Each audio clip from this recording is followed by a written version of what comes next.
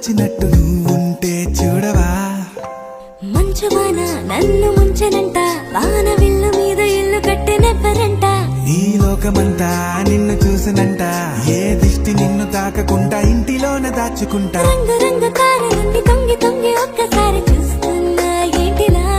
ఆ పైన లేని వెన్నెలంత నేల మీదకొచ్చినట్టు నువ్వుంటే చూడవా. చిన్న